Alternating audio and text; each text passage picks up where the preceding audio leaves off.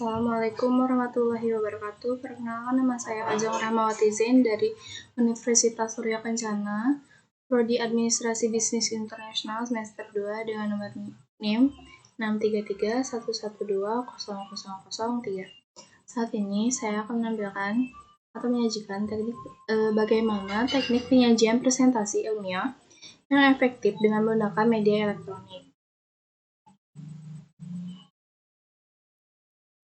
Yang pertama adalah persiapan presentasi materi. Presentasi terdiri dari isi, desain, dan cara penyampaian materi. Isi merupakan informasi aktual yang dipersiapkan untuk presentasi, sedangkan desain merupakan susunan materi yang aktual berupa beberapa slide yang berisi teks, gambar, atau grafik, dan suara. Ukuran menjadi faktor yang dapat menghasilkan desain dan tampilan pada slide seperti tampilan latar, komposisi, format dari slide, warna dan bentuk huruf, juga animasi dan lainnya. Penempatan teks dalam slide. Komposisi media presentasi hendaknya sederhana, jelas, dan mudah terbaca. Ada beberapa ketentuan penempatan teks, yaitu yang pertama, penempatan judul. Teks pada daerah 1/6 dari tepi atas slide. Jika judul ditempatkan pada 1/6 dari tepi bawah slide, akan menyebabkan teks jadi tumpang tindih dan kekurangan tempat untuk menempatkan gambar ataupun grafik. Jadi, jarak yang dianjurkan antara baris tiap bullet adalah 2 spasi.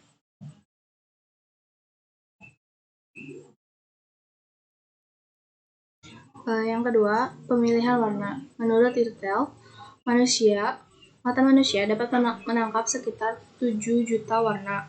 Beberapa warna di antaranya dapat menyebabkan iritasi pada mata, sakit kepala, dan kerusakan penglihatan lainnya. Pemilihan warna yang harus dihindari ialah kuning, jingga, dan merah. Pemilihan warna, teks, dan tampilan layar haruslah menghasilkan tampilan yang kontras dan mudah dibaca oleh audiens dengan jelas. Biasanya kombinasi warna yang terang dengan latar gelap merupakan pilihan yang ideal. Misalnya, warna teks putih atau kuning dengan latar biru tua ataupun hitam. Bentuk dan ukuran huruf. Ada 2 klasifikasi huruf pada komputer, ialah serif dan sans serif.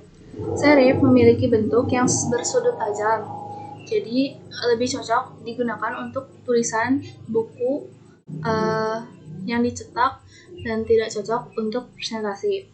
Contoh dari huruf serif adalah Times New Roman.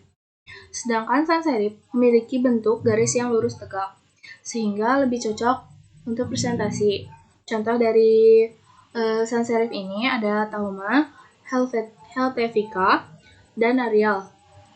Ukuran untuk judul umumnya 44 poin, subjudul 36 poin, dan teks-teks berikutnya minimal 24 poin.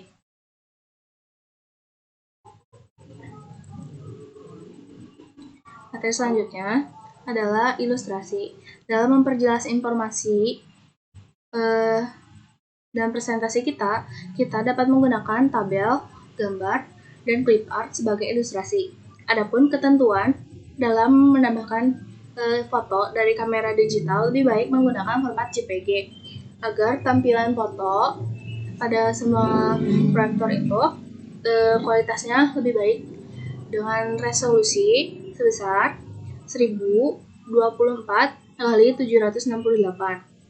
Adapun tampilan slide pada presentasi, tampilan slide dalam layar dianjurkan menggunakan format landscape karena format ini lebih menguntungkan untuk penempatan teks juga sesuai gambar ketentuan. Soalnya kalau landscape itu lebih luas dibanding yang horizontal.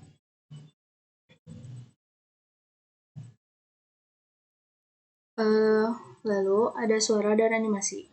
Penggunaan suara dapat digunakan pada saat pemateri butuh fokus audiens. Jadi misalnya kalau audiensnya tuh para hadirin itu jadi nggak fokus pada ngobrol gitu. Kita bisa menambahkan beberapa efek suara seperti tepuk tangan ataupun suara letusan balon.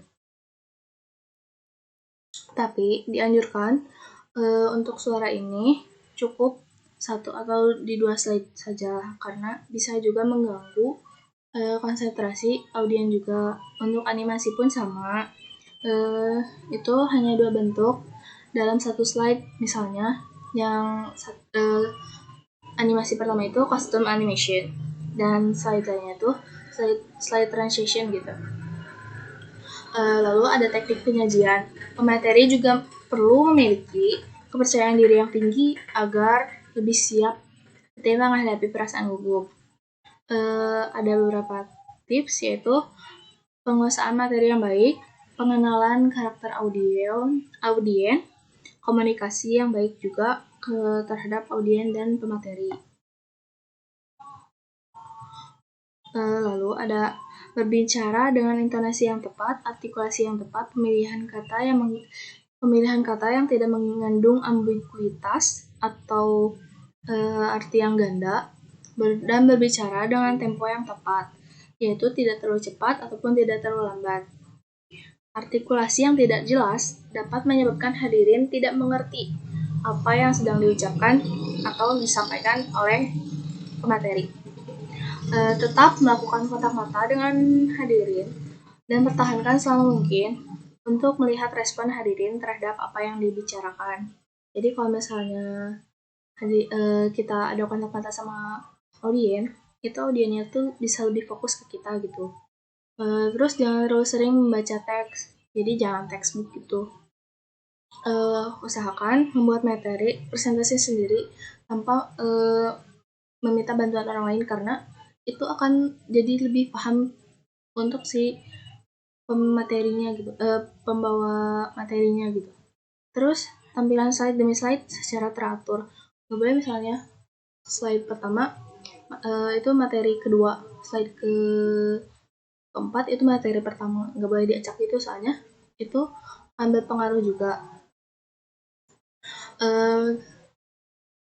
Para penyampai materi bisa juga menyisipkan humor agar tidak terlalu alot presentasinya, jadi disisipkan beberapa humor agar suasana mencair. Dan pertimbangan waktu yang disediakan, jadi misalnya si pembicara itu dikasih waktu 10 menit, diusahakan waktu 10 menit itu harus cukup dari awal pembukaan sampai penutup. Boleh lebih, tapi harus meminta izin dari biasanya moderator gitu. Sekian